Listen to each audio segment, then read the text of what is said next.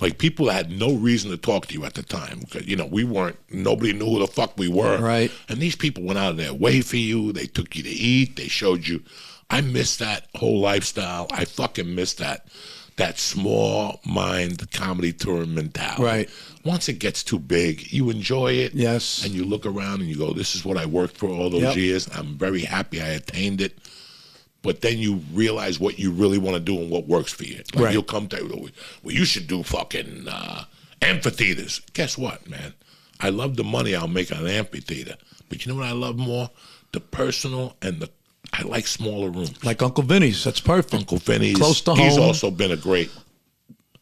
Him and Jerry. Dino has been, and Jerry's a sweetheart. I talk more with Dino, but Jerry's a great guy. He's always there. But Dino has been a fucking godsend. Did he ever tell you that story? I'm on stage, and they literally, you know, when you're on stage and to the left, two people sit there. It was two guys. One guy was like this. He was about to fall asleep. The other guy was like this.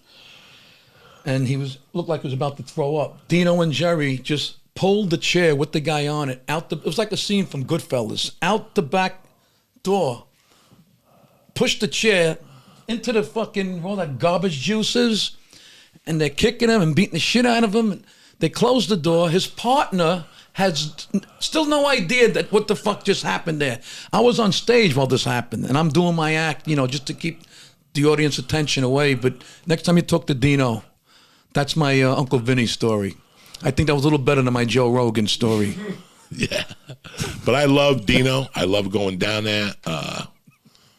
It's a small fucking place. And it really, like, you want to go into the city some nights. You want to go to Caroline's. You want to do this. And you're like, you know what?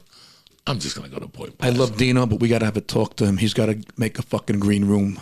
He's got to clean out that office. A nice little green room for the comics. What do you think?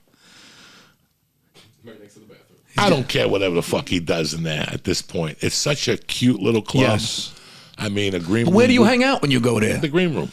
That's not a green room. It's his office. But it is what it is. That's why I hang.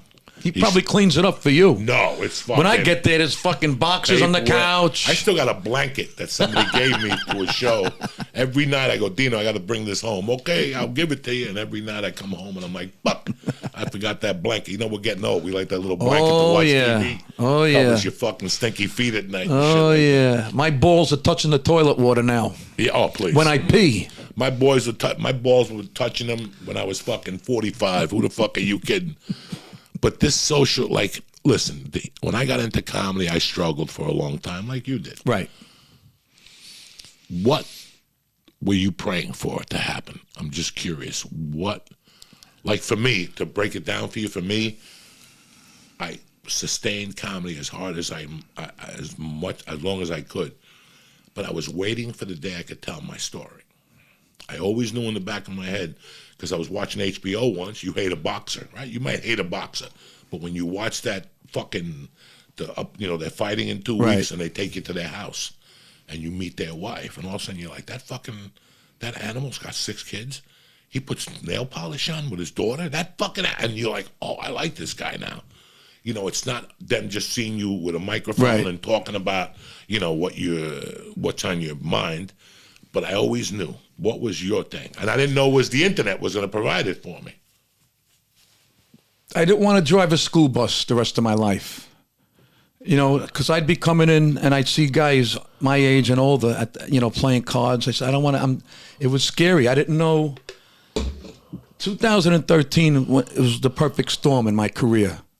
I signed with a great manager who tripled my money and got me off the school bus. Kevin James calls me out of nowhere, puts me in Mall Cop 2. I get a viral video called Bread and Milk. And the fans, I was selling tickets. It was beautiful, you know? I just didn't want to have a regular job the rest of my life. I always wanted to be a comedian. You know, there's different levels of success. You got the Sebastian Maniscalcos, the Dave Chappelles, the Bill Burrs, the Joe Rogans. I'm happy where I am. I'm not in the stratosphere. But I'm selling out theaters and clubs. I'm on tour with this young kid, Eric D'Alessandro, who's also got a huge social media platform. I'm in a TV show that's going to be on Amazon Prime called Gravesend. I'm healthy. I got a beautiful wife. Still turns me on. We had fucking amazing sex last night. It was fucking beautiful. It's fucking, she buys outfits. I hear all these guys, like when you spoke about being married in your last podcast, either work it out or you get divorced. If you meet the right person, the woman in this business, that's half the battle. That's half the battle. You know? That's what happened with me. I met a woman and she swept me. And We're the rest was grounded. history. We're grounded. Guys like us are like caribou, and the herd is thinning. It's interesting the way you just put that. But I don't mean about dying in 20, 30 years. no, I mean, no. We come from a different cloth. Dude, you don't think I know that when I talk to people? I felt out of place all my life sometimes, you know, especially when I went out west. I always felt like out of place, you know. And then my daughter tells me all the time, she's like, Dad, you're from a planet that doesn't exist anymore. You know, our thoughts do not. People don't want to know our thoughts. You know, it's like interviewing Pete Rose is not good for your health. Right. You don't know what that motherfucker's going to say. Put him in the Hall of Fame already. Ted Nugent, you know, all these guys you don't know. With us. Ted Nugent, ever listened to Stranglehold? Oh, my God. How great is that? Is that a great song it to still go sounds walk up fucking to the great. stage to? Oh, please. And the audience goes fucking bananas. But you look at all the variables to comedy and stuff, and I'm very happy right now. I mean, I'm happy I got the opportunity to run with those guys. I'm happy I got to the Comedy Store and I got accepted in there and stuff. But that was then. And this is now. And this is now. Yep. And now it's a different chapter in our lives, and you have to look at it differently. I look at these guys having a great time, and I'm not jealous. I don't feel bad. Right. It's not like I should be doing that. I'm going to get on the phone and I'm doing exactly what I want to be doing right now. I'm older. I don't see listen, after fucking our boy died in a hotel room, that made me think. Who's that? The guy from that fucking show, the really good guy, Bob Saget. Oh. He's a really good guy. Yeah.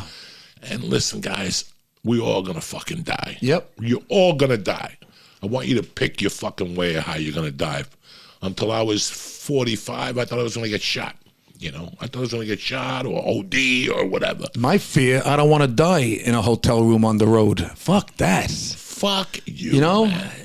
Fuck you. After I read that, guys, and I know it's happened before, comics have passed. And there's on a the guy road. who had the sitcom, had all the success. Who fucking... At 63 to be in Orlando in a fucking comedy room? No. You love comedy, so do I. That's why there's the Comedy Store. Right. Go there every fucking night. If that doesn't satisfy your whistle, go to the Improv. If that doesn't satisfy your whistle, then go to the Laugh Factory. You know, you have so many opportunities.